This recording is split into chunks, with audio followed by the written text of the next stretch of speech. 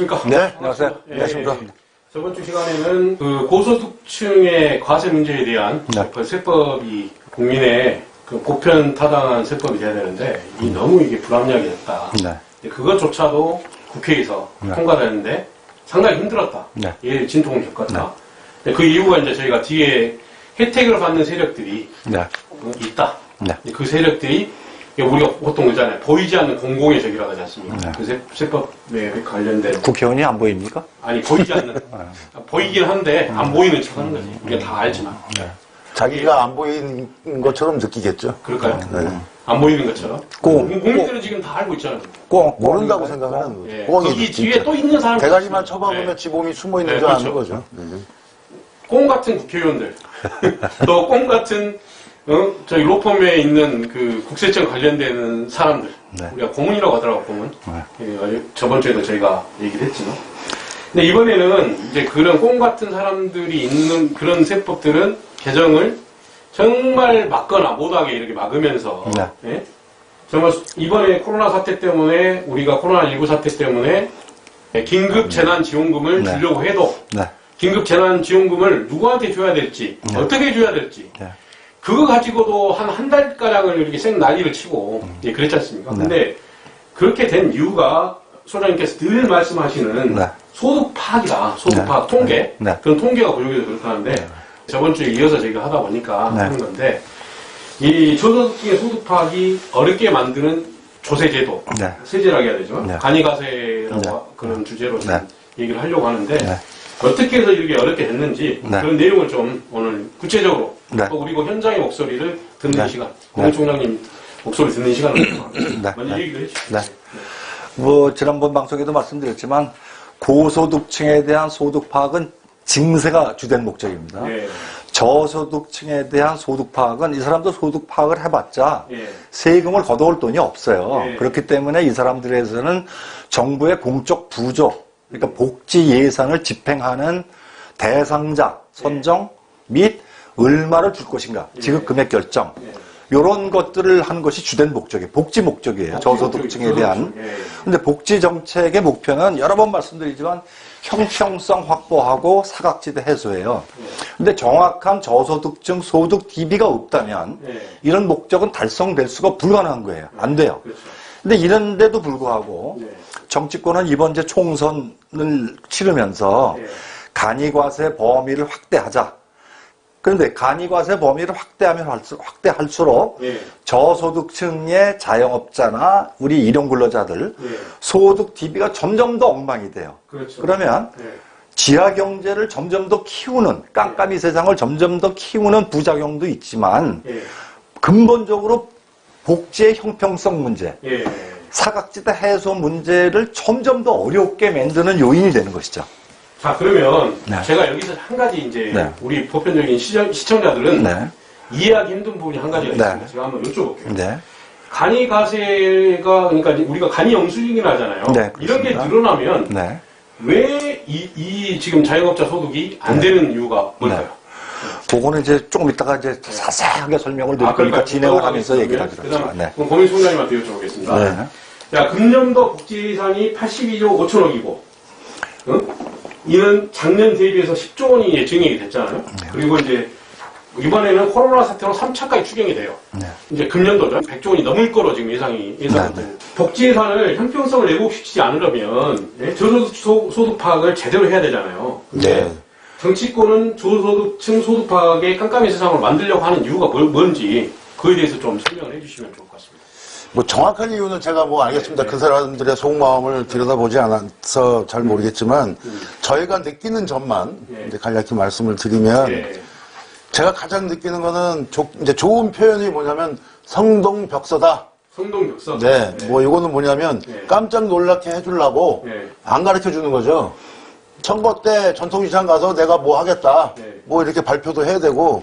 그러니까는 이러한 그 정치가 대중을 위한 정치가 아니라 자기의 대중적인 이미지 정치죠. 포퓰리즘을 하기 위해서 이런 걸 가려야 돼요.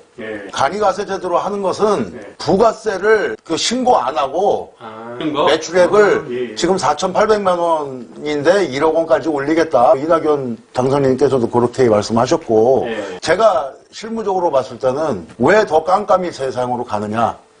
의도가 불순한 거냐 아니면 모르고 하신 것 같지는 않고 그렇게 그걸 오원할 수 있잖아요. 이게 이제 이 소상공인들이 오원할 수 있는 거 아닌가요? 아니요, 절대로 안 절대 가르쳐. 안 가르쳐 주는 거예요.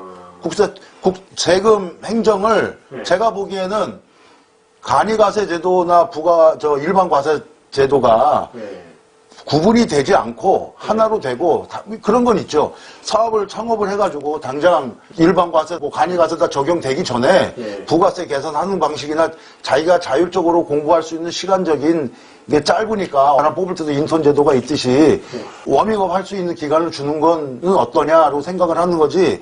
간이과세로 해서 매출을 아예 그냥 다 숨기고 가는 거는 의도가 불순하지 않냐 그렇게 생각을 하는 거죠. 네. 전통시장에 와서 펴들라고 할 때 잘 네. 몰라야 자기의 그 대중정치가 먹힐 수 있다라고 그렇죠. 생각이 들고 또 하나는 그 60면의 결사대 한쪽으로는 그렇게 하고 또 한쪽으로는 반대국토로 네, 뭐 그런 거. 네.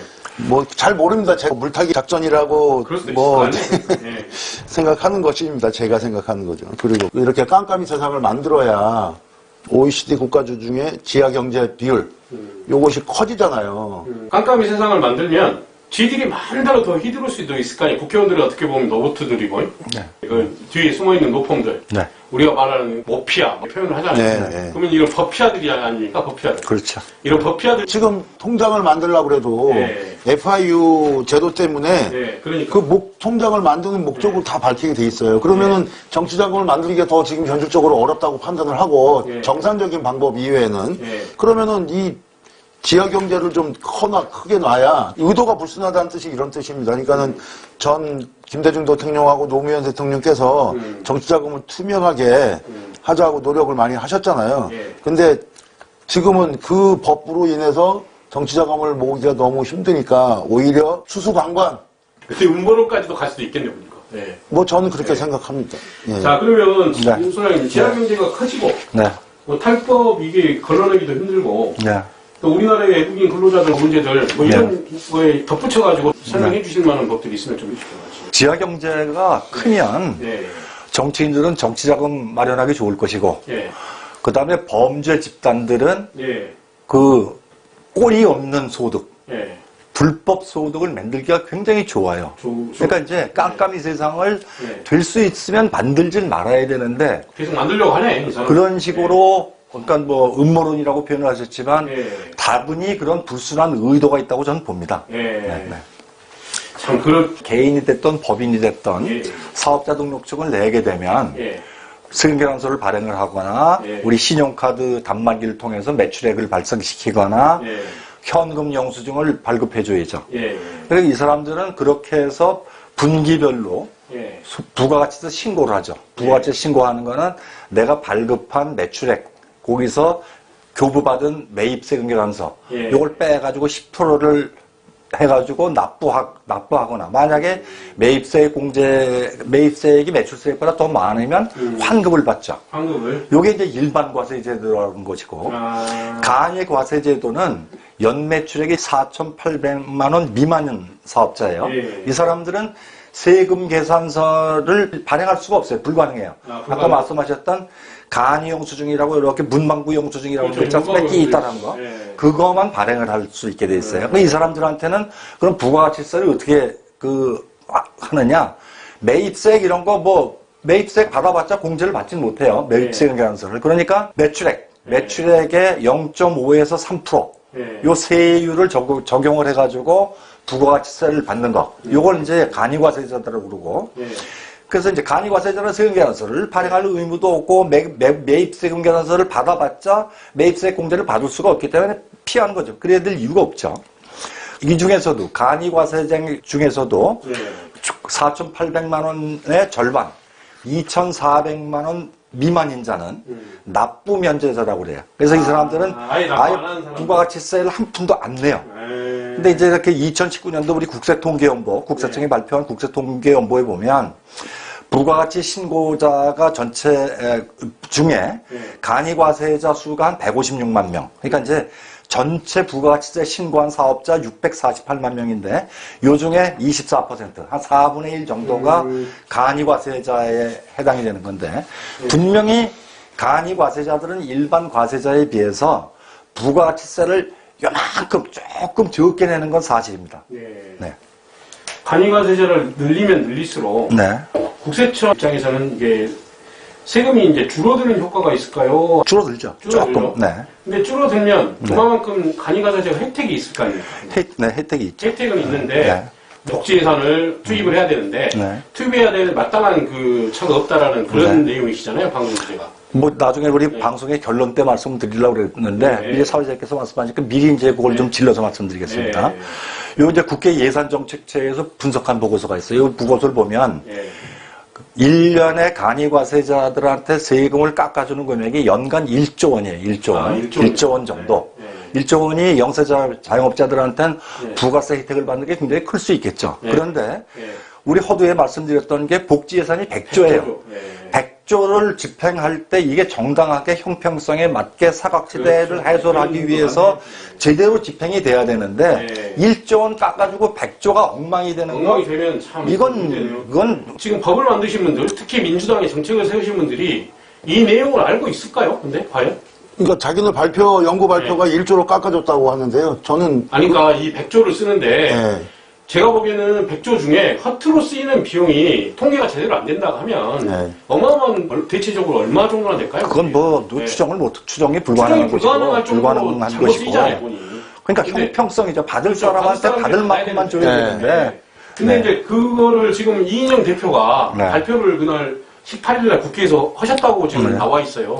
간이과세제도 확대하겠다는 내용들을 이인영 민주당 대표가 이제 교섭단체 연설에도 말씀하셨고 민주당 선대본부장도 얘기를 하시고 말씀하시고 그러니까 우리 일반 지금 우리가 방송에 이거를 하지 자체로 봤을 때는 상당히 문제가 있다고 지금 보거든요. 지금. 현재 우리나라 상황에 받쳐서 이런 말씀 드리면 제가 좀 뭐하지만 사당동에 가면 진짜 방 한 칸짜리 두고 진짜 방 한 칸만한 슈퍼를 하는 아주머니가 계시는 간이과세 제도가 있어요. 근데 거기에 온갖 덤핑 물건, 뭐 노래방에 유통되는 맥주 이런 것들이 무자료로 거래가 된단 말이에요. 깜깜이 세상에서 있는 그런 것들이 그러면 기획재정부 세제실에서 강력하게 반대하는 이유가 소장님 같은 의견을 갖고 있습니다. 그렇습니다. 네, 그렇습니다. 반대를 하면서 왜 세법이나 세정을 바꾸는 것은 또 안 하고 있는 거예요? 그건 또 국회에서 또 국회에서 맡고 있습니다. 아니 국회에서 막잖아요. 아까 그 결사대 이런 분들이 또 깜깜이 세상을 만들려고 또 노력을 하잖아요.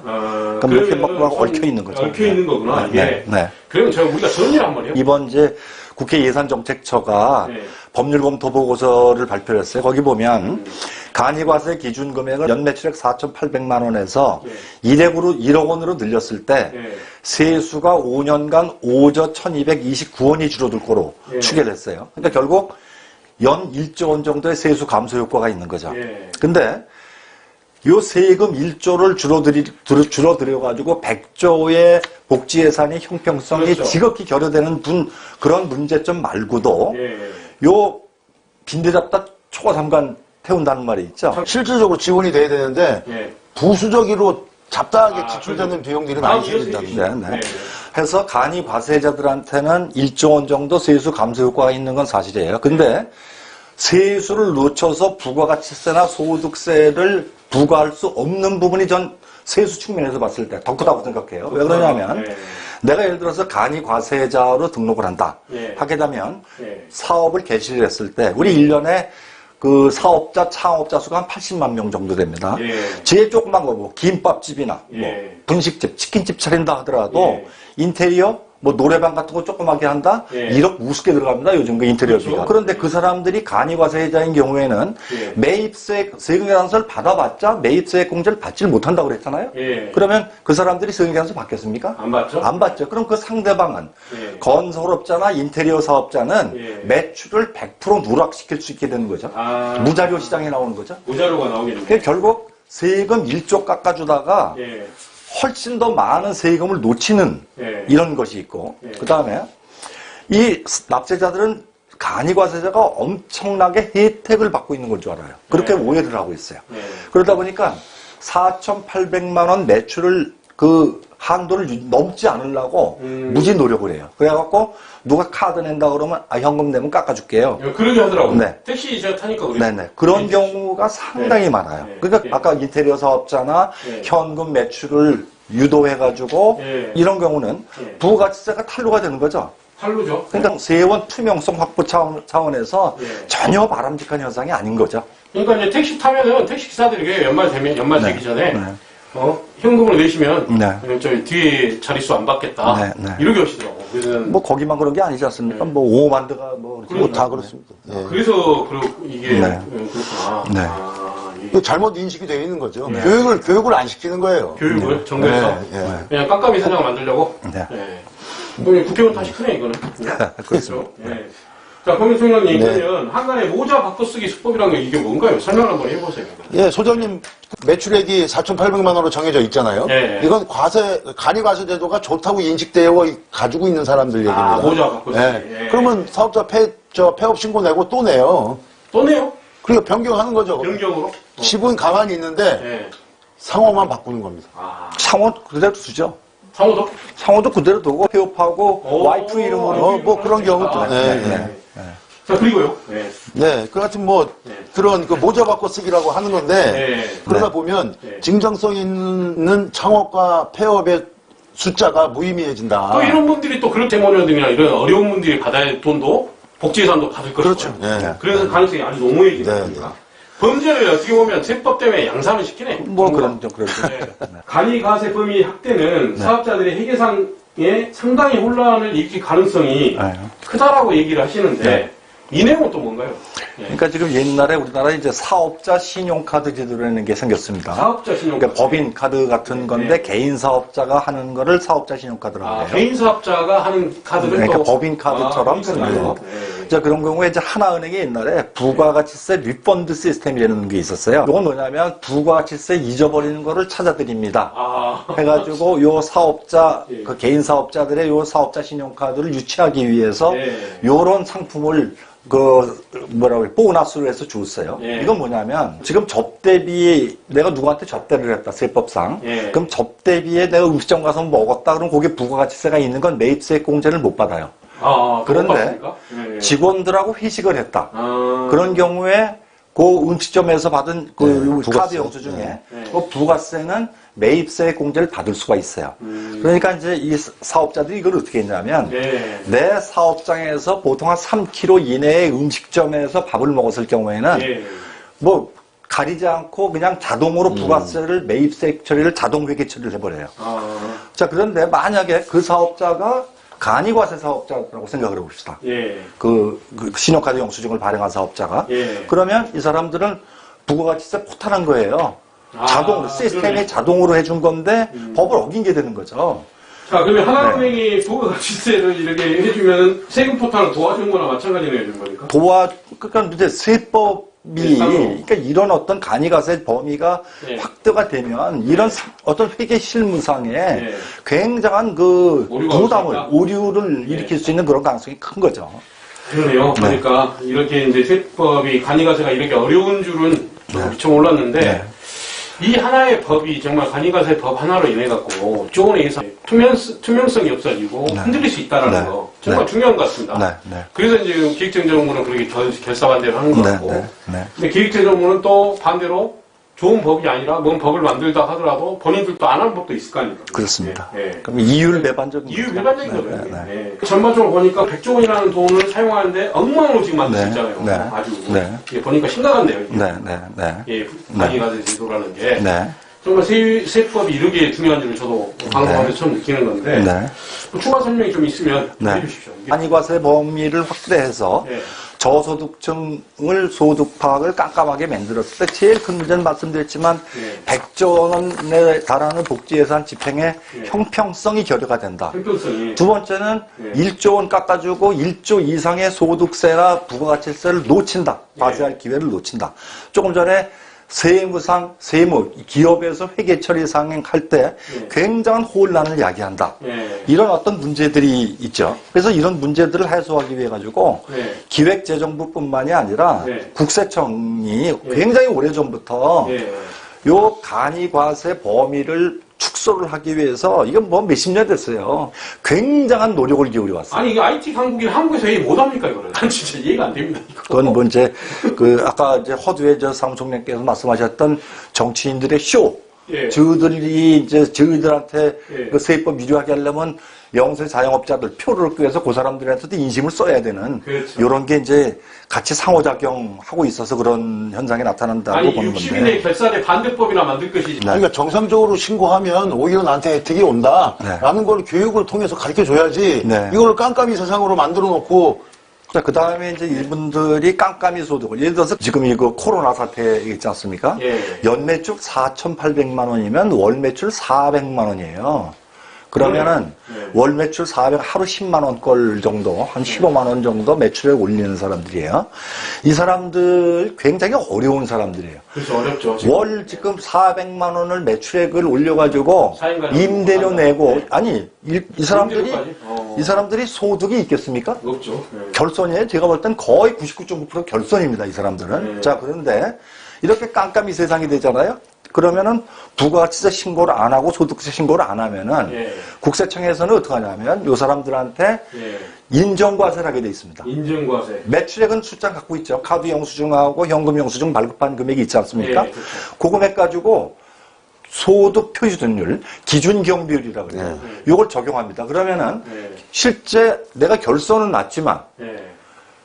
그 기준 경비율을 곱하면은 마이너스가 될 수는 없어요. 네. 그럼 소득이 조금이라도 있는 겁니다. 그렇죠. 그러면은 이 사람들은 부가세 몇 푼 깎아주고 건보료는 거듭 말씀드리지만 소득의 재산에 대해서 부과가 되기 때문에 건보료를 바가지를 써야 돼요. 그죠? 그러네요. 그러니까 이런 것들을 지금 교육 사무총리께서 말씀하시는데 진짜 교육을 해야겠네. 무조건 세상을 투명하게 만들 수 있도록 세제와 건보료를 비롯한 4대 보험료 부과제도를 다 모으고 근로장려세제까지 모아가지고 예. 깜깜이 세상이 아니라 밝고 투명한 세상으로 갈 수 있도록 이 사람들한테 종합적으로 사업자 입장에서 어떤 그 세제를 바꾸고 사회복지료 부과제도를 바꾸고 그 사람들한테 교육을 해갖고 세상을 점점 더 투명하게 만들어갈 생각을 해야지 왜 정치권에서는 자꾸만 원칙에 어긋나게 거꾸로 가려고 그러는지 모르겠어요. 저도 정말 이거 지금 이해가 안 되는 것 같습니다. 네. 지금 우리가 네. 바꿔야 될 방향인데 네. 참 거꾸로 가는 세상이 아니라 올바르게 가는 21대 국회의원들 네. 정말 기대하는 마음으로 네. 오늘 방송 여기서 마치겠습니다. 네. 예, 고생하셨습니다. 감사합니다. 네. 예, 감사합니다. 수고하셨습니다.